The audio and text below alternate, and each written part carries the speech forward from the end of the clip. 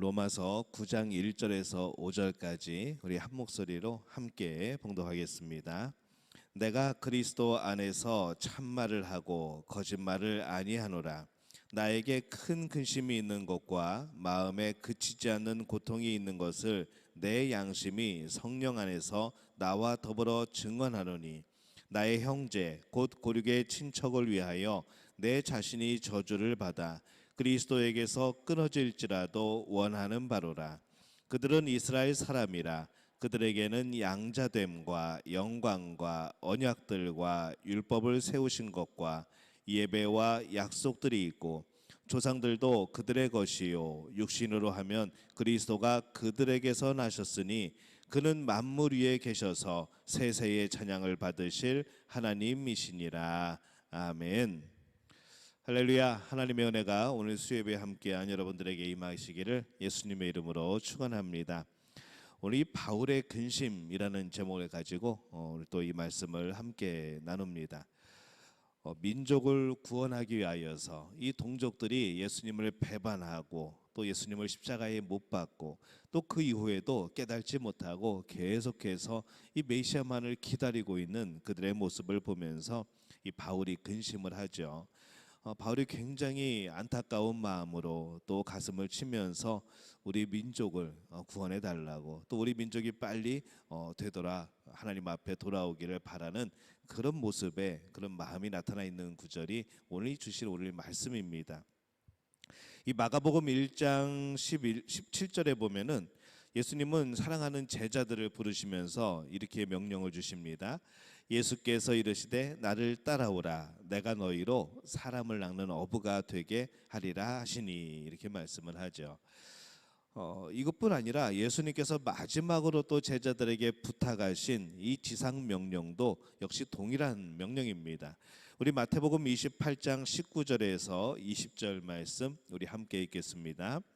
그러므로 너희는 가서 모든 민족을 제자로 삼아 아버지와 아들과 성령의 이름으로 세례를 베풀고 내가 너희에게 분부한 모든 것을 가르쳐 지키게 하라. 볼지어다 내가 세상 끝날까지 너희와 항상 함께 있으리라 하시니라. 이렇게 말씀을 하시죠. 그래서 이 말씀에 우리가 비추어 보면은 이 예수님은 우리에게 이 지상 명령을 주셨습니다. 우리가 이 땅에 있을 때 꼭 해야 되는 그러한 일들이죠. 야, 좀 복음 좀 전해 볼래? 아니면은 어때 시간 날 때 좀 복음 좀 전하고 그래라는 그런 개념이 아니고, 이것은 명령입니다. 복음을 전하라라는 명령이죠. 그래서 예수님은 이 복음 전파에 대한 명령으로 그 사역을 시작하셨고, 또 복음 전파에 대한 명령으로 이 마지막을 또 마치시는 것을 우리가 볼 수가 있습니다. 그래서 이 땅끝까지 복음이 전파되는 것, 우리가 제일 먼저 생각하는 것은 일단 내 자신이 먼저 구원을 받아야 되겠죠. 그리고 우리가 구원을 받은 이후에 우리는 이제 가족들이 보이기 시작합니다. 가족들의 구원이 또 걸려 있고, 또 그 다음에 우리가 점점 생각이 넓어지면서 우리의 친척들, 이웃들, 더 나아가서는 우리 이제 민족, 그 다음에 더 나아가서는 또 이 온 인류가 구원받기를 바라게 되는 그러한 소망과 그런 마음이 우리에게 있게 됩니다. 왜냐하면 이것은 하나님이 우리에게 주신, 예수님이 우리에게 주신 명령이기 때문에 그런 것이죠. 그리고 또 나아가서 이 구원은 이 바울의 참 진실 어린 그런 마음이었습니다. 인간에게는 두 가지의 종류의 근심이 있습니다. 하나는 사망에 이르는 근심이죠. 죄로 인한 근심, 죄 때문에 생겨나는 그런 근심, 또 욕심 때문에 생겨나는 그러한 근심. 그래서 이것은 죽음에 이르는 그런 근심입니다. 또 다른 하나는 생명에 이르는 근심이죠. 우리는 우리 자신의 이 세상적인 필요에 대하여서 너무 근심하지 않았으면 좋겠습니다. 반면에 우리가 근심해야 될 것이 있는데, 그것은 하나님을 위하여서, 좀 더 이 하나님께 영광을 돌리기 위하여서, 좀 더 하나님의 일을 하기 위하여서 근심하는 그런 분들이 되어지시기를 바랍니다. 그런 근심은 얼마든지 해도 괜찮은 것이죠. 이 세상이 없어질 것을 위하여서 근심하는 그런 것이 아니고, 이 영원한 것, 하나님을 위하여서 하나님의 영광을 위하여서 하는 근심이 우리의 모든 믿음의 가족들에게 함께 하시기를 예수님의 이름으로 축원합니다. 고린도후서 7장 10절에 보면은 이렇게 말씀을 합니다. 우리 함께 읽겠습니다. 하나님의 뜻대로 하는 근심은 후회할 것이 없는 구원에 이르게 하는 회개를 이루는 것이요 세상 근심은 사망을 이루는 것이니라. 이렇게 말씀을 하죠. 이 오늘 말씀에 로마서 9장 1절 말씀도 그렇습니다. 이 바울이 뭐라고 말씀을 하고 있는가 하면은 내가 그리스도 안에서 참말을 하고 거짓말을 아니하노라. 나에게는 큰 근심이 있는 것과 마음에 그치지 않는 고통이 있는 것을 내 양심이 성령 안에서 나와 더불어 증언하노니. 이렇게 말씀을 합니다. 이것은 남이 아닌 내 자신의 민족이 예수님을 믿지 않는 것에 대한 근심이죠. 사람들이 보면 그렇게 생각할 수도 있겠습니다. 만약에 세상 사람들의 입장에서 그들의 기준으로 보면은 야 너나 잘해라고 말할 수 있겠는데, 지금 이 바울은 너나 잘해서의 개념이 아니고 이미 내가 구원을 받고 예수님을 만나고 그 예수님의 사랑을 경험한 이후에는 내가 잘하는 것은 물론이고 내 안에 이 마음이 생겨나는 것이죠. 이 복음을 전하고 싶은 마음, 그리고 이 우리의 민족을 바라보면서 우리나라 백성들을 바라보면서 이들이 모두 예수님을 영접해야 될 텐데, 이 기쁨을 누려야 될 텐데, 이 변화를 맛보아야 될 텐데 하는 그런 소망이 생기게 되는 것이죠. 그래서 이 세상 사람들은 참 오지랖도 넓다고 말하겠지만은 원래 이 예수님 믿는 자 그리스도인들은 원래 오지랖이 넓은 사람들입니다. 내 구원뿐만 아니라 우리 이웃의 구원, 우리 가족의 구원, 나가서는 온 인류의 구원까지도 우리는 생각하는 사람들인 것이죠. 그래서 이 바울도 내 자신의 구원뿐만 아니라 예수님을 믿지 않는 이 민족에 대한, 아직도 메시아가 이미 오셔가지고 승천하셨는데 아직도 이 메시아를 기다리고 있는 바로 그 모습에 대하여서 안타까워하고 슬퍼하는 그 근심을 오늘 우리가 보게 되는 것이죠. 이 바울은 로마서 1장에서 5장까지는 칭의에 대해서 말씀을 합니다. 또 6장에서 8장까지는 성결에 대해서 말씀을 하죠. 그런데 이렇게 열심히 전하고 보니까 이 말씀이 자신뿐만 아니라 적용이 되어지고 기쁨이 있고 열매가 있고 감사가 넘치게 되고 이래야 되는데, 자신에게는 그것이 되는데 민족에게 이 말씀들을 비추어 보니까 우리 민족에게는 이것이 축복이 아니고 오히려 심판의 말씀이 되어버리는 것이죠. 왜냐하면 이 바울의 동족들은 이미 예수님을 십자가에 못 박은 사람들입니다. 그러다 보니까 이 복음을 전하게 될 때에 이 복음이 소망이 되어져야 되는데 바울이 느끼기에 너무나도 안타까운 것이죠. 왜냐하면 말씀마다 이 우리 민족은 하나님께 심판받게 돼 있는 것을 보게 되기 때문에 그렇습니다. 그것을 보니까 이 바울의 마음이 너무 아팠던 것이죠. 그런 민족을 구원한, 그런 구원을 위한 그런 근심이 이 진실한 것임을 말씀을 합니다. 내 마음이 정말 그렇다는 것이죠. 그렇다고 바울이 대통령 선거에 나올 것도 아니고 사람들의 인심을 얻을 것도 아니고, 이렇게 말하니까 너 정말 그거 진짜니? 그런 마음이 확실히 있는 거야? 라고 사람들이 이해를 잘 하지 못합니다. 그러니까 바울 스스로가 이것은 내 진심이야, 내 안에서 역사하시는 성령님이 주시는 마음이야 라고 말씀을 하는 거죠. 그래서 그 1장에 보면은 1절에 보면은 내가 거짓말을 아니하고 참말을 하고 있어. 나는 큰 근심이 있어. 내 마음에 그치지 않는 고통이 계속돼 라고 말씀하는 겁니다. 그리고 이 사도 바울은 자신이 얼마나 이 민족의 구원을 위하여서 근심을 하는가, 그것을 성령께서 증거하고 계신다고, 또 양심으로 또 영으로 증거하고 있다고 그렇게 말을 하는 것이죠. 이 바울의 최대의 근심은 뭐였는가 하면은 바로 민족의 구원이었습니다. 로마서 9장 3절 말씀에 보면은 그 고민이 어느 정도였는가 말씀을 하죠. 우리 함께 읽겠습니다. 3절 시작. 나의 형제 곧 고륙의 친척을 위하여 내 자신이 저주를 받아 그리스도에게서 끊어질지라도 원하는 바로다. 이렇게 그가 고백을 합니다. 인간적인 생각으로는 야 이렇게까지 설마 이게 진심이겠어? 라고 생각할 수 있겠죠. 내 자신이 저주를 받아서 그리스도에게서 끊어질지라도 내가 원하는 바는 나의 민족이 구원을 받는 것이다. 여러분들 이렇게까지 여러분들이 기도할 수 있을까요? 내가 그리스도와 멀어지는데 내 민족이 구원을 받는다. 어떤 사람들은 그게 나랑 뭔 상관이냐, 내가 구원을 받아야지 라고 생각할 수도 있겠죠. 근데 이 구원이라는 것이 우리의 개인적인 차원에서의 구원도 있지만은 우리 공동체, 우리 민족, 우리 인류 공동체의 구원의 의미도 있습니다. 우리는 너무나 그런 이제 개인주의적인 또 이기주의적인 그런 것에 많이 이렇게 물들어 살아갑니다. 그러다 보니까 뭐가 이익이 생겨도 내 거라는 개념이 굉장히 강하죠. 그러다 보니까 이 구원의 문제에 있어서도 우리는 이 내 구원이라는 것에 대해서 너무 이렇게 초점을 맞추고 거기에 집중하는 경향이 있습니다. 물론 내 자신이 구원받는 거, 하나님 앞에서 1대1로 내 자신이 예수 그리스도를 고백하고 구원받는 거 참 중요한 일이고 소중한 일입니다. 근데 이 구원의 역사는 이 공동체의 구원의 역사도 있습니다. 우리가 이스라엘 백성을 보게 되면은 그들이 그렇죠. 그들은 항상 하나님의 구원을 경험을 했습니다. 구약에서 예수님을 볼 수 없었으니까, 예수님을 만날 수 없었으니까 예수님으로 인한 구원은 아니지만은 이 구약의 이스라엘 백성들은 죄에 빠져서 더 이상 헤어나올 수 없는 그 죽음 가운데서도 하나님이 건지시고 구원해 주시는 그것을 맛보는 것이죠. 그래서 이스라엘 백성들에게 임한 그 구원은 개인적인 구원이기도 하지만은 그 공동체, 그 민족에게 임한 하나님의 역사의 손길의 그런 구원이기도 했던 것이죠.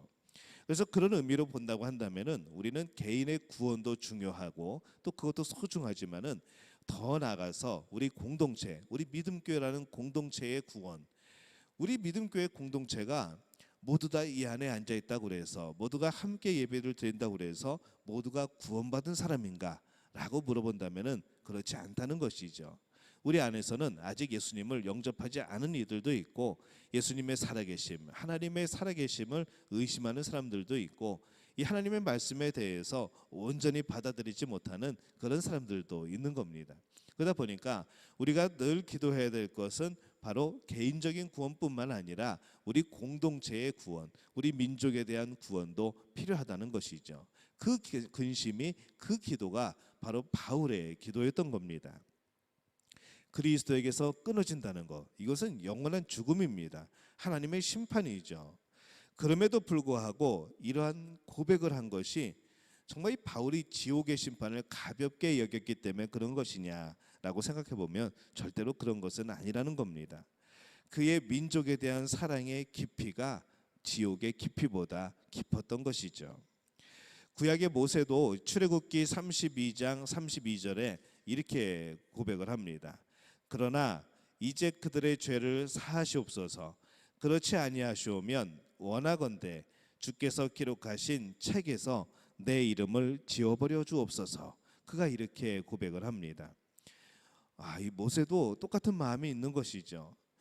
이 광야로 나온 민족들, 하나님이 선택한 백성, 하나님께서 약속 주신 그 약속대로 살아가는 그 언약의 백성, 그 백성들이 그냥 수시로 하나님을 원망하고 하나님을 배반하고 우상을 섬기고 이런 모습을 보면서 그들의 죄를 사하여 달라고, 그렇지 아니하면 원하건대 주께서 기록하신 그 책에서 내 이름도 지워버려 달라고, 나는 이 민족이 저주받고 심판받고 그런 가운데 나만 구원받는 것이 너무나 안타깝고 나에게 근심이 되고 아프다는 것을 하나님 앞에 말씀드리는 것이죠. 이 바울이 민족 구원을 위하여서 바라는 것은 막연히 바라는 것이 아닙니다. 그냥 우리 민족이 구원되었으면 좋겠습니다. 그냥 그들도 예수님 믿고 이 기쁨 좀 맛봤으면 좋겠습니다 라는 그런 정도의 생각이 아닌 것이죠. 민족을 구원하기 위하여서 이 자신의 몸을 내어주는 필사적인 그러한 마음이었고 그러한 근심이었습니다. 예수님이 인류의 죄를 구원하시기 위하여서 그 몸을 내어 주신 것과 같은 그런 마음이 이 바울에게도 있었던 것이죠. 이 바울의 최대 큰 근심은 민족의 장래를 위하는 마음이었고 이 민족이 그리스도에게 돌아오기를 바라는 그런 마음이었습니다. 무엇이 그렇게 안타까웠을까라고 생각을 해보면은 그 이유를 로마서 9장 4절에서 5절에 이렇게 설명을 하죠.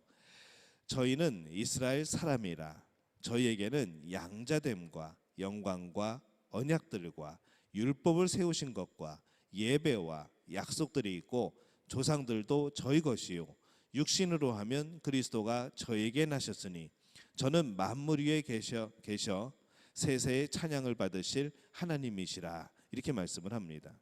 지금 무엇을 말씀하고 있는가 하면은 이 이스라엘 민족이 받은 은혜가 무엇인가, 그들이 받은 특권이 무엇인가, 하나님께서 이들에게 얼만큼 복을 주셨는가, 이것을 지금 설명을 하고 있습니다.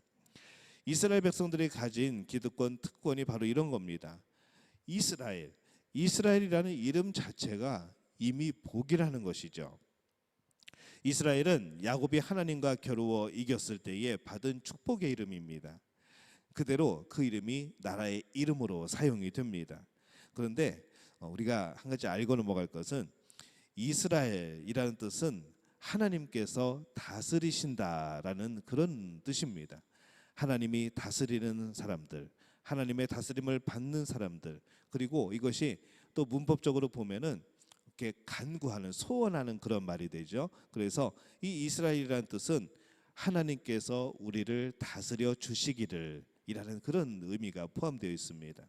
우리는 보통 이제 성경에 나오는 그런 해석대로 성경에서 그 상황을 설명하는 그 내용대로 하나님과 겨루어 이긴 자, 하나님과 더불어 씨름하는 자, 우리는 그렇게 이제 생각을 하는데 실질적인 단어와 어원의 뜻은 하나님께서 다스리신다, 하나님께서 우리를 다스려 주시기를 하는 그런 의미가 바로 이스라엘이라는 그런 단어의 뜻입니다. 그러니 이스라엘이라는 그 이름 자체가, 그것을 국호로 사용하는 그 자체가 얼마나 복된 것인지, 이스라엘이라는 그 말을 할 때마다 하나님께서 다스리신다는 고백이 되어지는 것이죠. 이 이름 자체가 이미 그들에게 복이라는 겁니다. 하나님이 주신 이름이라는 것이죠. 또 이 이스라엘 민족은 하나님의 자녀로 부르심을 받은 복이 있습니다. 신명기 14장 1절 말씀에 보면은 이렇게 말씀을 하죠. 너희는 너희 하나님 여호와의 자녀이니 라고 말씀을 합니다. 하나님께서 이미 자녀 삼아 주신 겁니다. 하나님께서 일방적으로 자녀 삼아 주신 것이죠. 야, 니네 참 예쁘구나, 니네 참 말 잘 듣는구나, 니네 내 자녀들 해라, 내 백성 해라 라고 한 것이 아니라 어느 날 찾아오셔서 너희는 내 백성이야 라고 말씀하시는 겁니다. 그래서 하나님의 자녀로 부음받은 백성들이 이스라엘 백성이라는 것이죠. 이것이 얼마나 복이냐는 겁니다. 이스라엘을 하나님이 선택하셔서 자기의 자녀로 삼았다는 것이죠. 너희들은 이 복을 받고 살아가고 있다라고 말씀하는 겁니다. 또 하나님이 함께하는 영광이 있다라고 말씀을 하죠. 이 영광 전에 예배가 나옵니다. 그래서 이 말씀에 다시 보면은 예배와 약속들이 있고 또 영광과 언약들과 율법으로 세우신 것, 양자됨, 이것이 나오게 되죠. 이제 좀 전에 양자됨을 설명했고 이제 영광, 하나님이 함께하는 영광은 바로 하나님이 이스라엘 백성을 찾아오셔서 그들을 만나시고 그들 가운데 계신 것을 말씀을 합니다. 우리가 성경을 보면은 가끔 좀 질투가 납니다. 아니 세계 그 어떤 민족이 이스라엘처럼 하나님이 직접 찾아오시고 그 영광을 보고 그 역사를 직접 경험하고 하나님의 손길을 눈앞에서 경험한 민족이 어디에 있습니까? 이스라엘은 그만큼 하나님께서 사랑하시고 함께하신 민족이었다는 것이죠. 하나님이 함께하는 영광을 한 몸에 입은 백성이 이스라엘 민족이라는 겁니다. 또 여러분에게는 조상들이 하나님과 맺은 축복의 언약이 있다고 말씀을 하죠. 예배와 하나님의 언약, 이것을 받은 민족이 바로 이스라엘이라는 겁니다. 그 누가 이 제사장의 직분을 주었습니까? 그 어떤 나라에게 제사장의 직분을 줬습니까? 아무에게도 없습니다. 이스라엘에게 그 예배 드릴 수 있는, 예배할 수 있는, 하나님을 예배하고 하나님은 또 그곳에 오셔서 그 예배를 받으시고 이 권한을, 이 특권을 이스라엘에게 주셨던 것이죠. 또 축복의 언약들이 있습니다. 하나님의 자녀, 선택된 백성이기 때문에 이 하나님께서 이들에게 계속하여서 이 축복의 언약을 주십니다. 들어가도 복을 받고 나가도 복을 받고 뭘 하든지 복을 받는 하나님의 은혜, 그 신명기에 나오는 놀라운 복들 주신 것이죠. 너희들이 명령을 순종하면은 땅에서 장수할 것이고 내 자손이 이 하나님이 주신 그 땅에서 영원히 떠나지 않고 살게 되리라는 약속을 주시는 겁니다. 그래서 이 약속이 바로 이스라엘 민족을 향한 하나님의 놀라운 약속들이 된 것을 우리가 보는 것이고, 오늘은 우리가 그 약속을 또 이어받아서 그 약속이 우리의 약속이 되는 것을 보는 것이죠. 또 그들의 특권이 무엇인가? 위대한 조상들이 있다는 겁니다. 어떤 조상인가 하면은 정말 하나님께 칭찬받고 쓰임받고 들림받고 의롭다 칭하였던 그런 조상들이 있다는 것이죠. 아브라함이 있었고 이삭이 있었고 야곱이 있었고 또 다윗이 이제 있게 될 것이고, 이 조상들을 통해서 이 형성된 역사가 있고 전통이 있다는 것이죠. 이것을 가지고 있는 민족이 누구인가? 이스라엘 민족이라는 겁니다. 유대인들이라는 것이죠. 또 정말 복된 것이 무엇인가? 예수 그리스도와 인간적인 혈통으로 같은 혈통이라는 겁니다.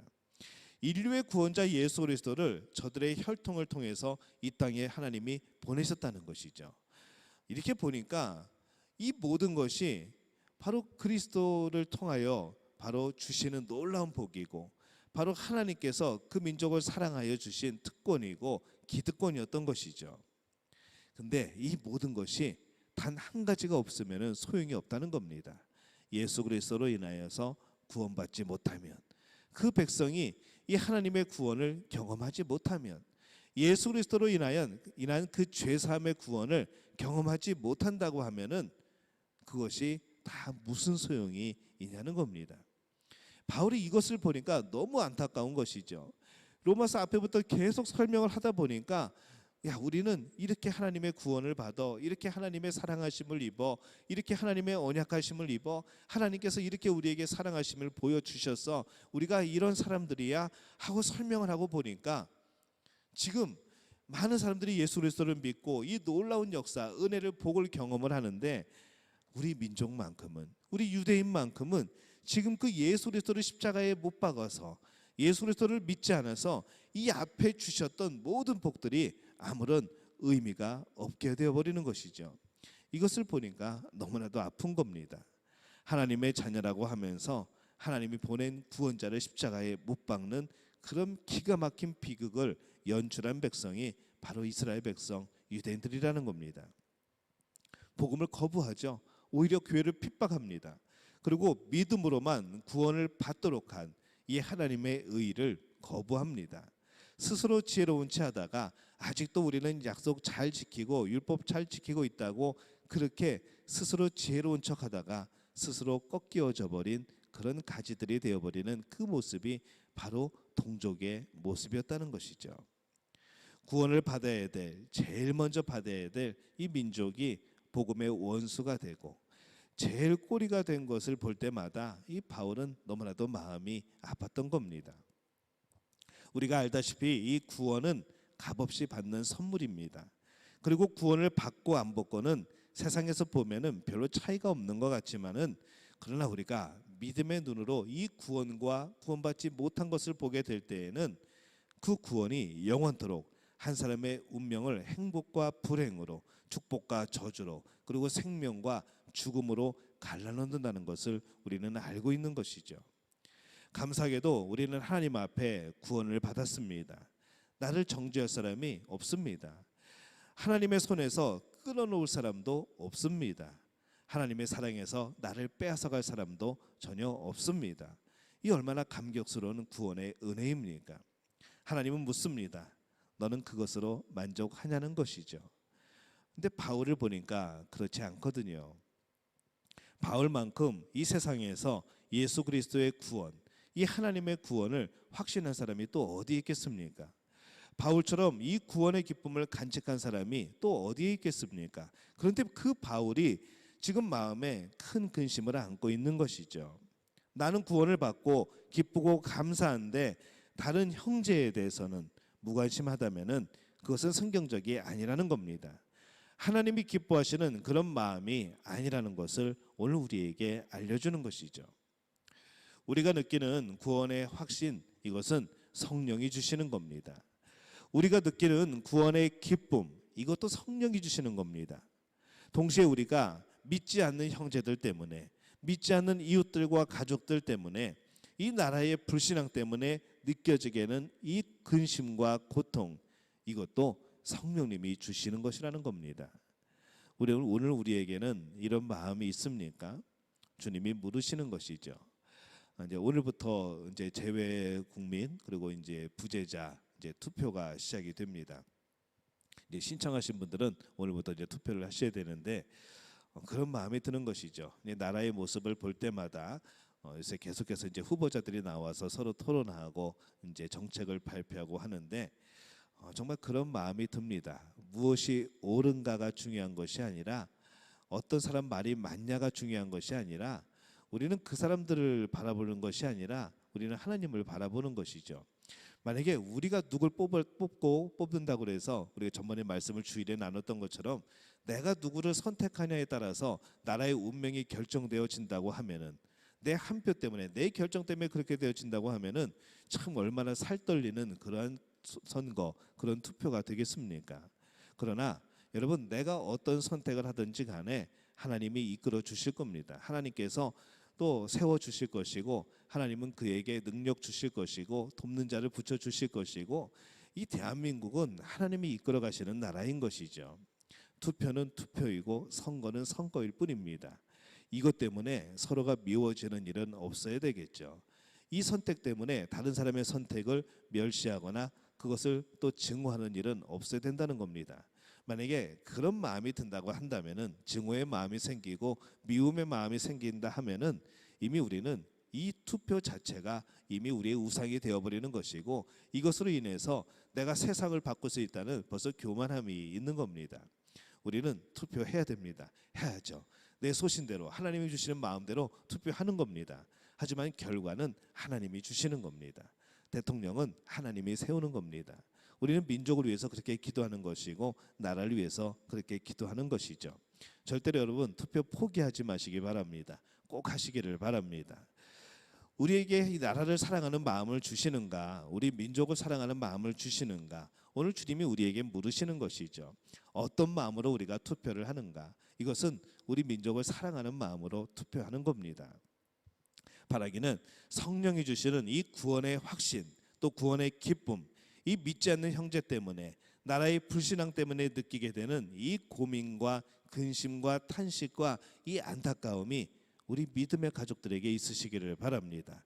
그래서 우리가 이 복음으로 깨어나고 또 이 복음으로 우리 민족을 깨우고 우리 이웃을 깨우는 그런 복된 우리 믿음의 가족들이 되어지시기를 예수님의 이름으로 축원합니다.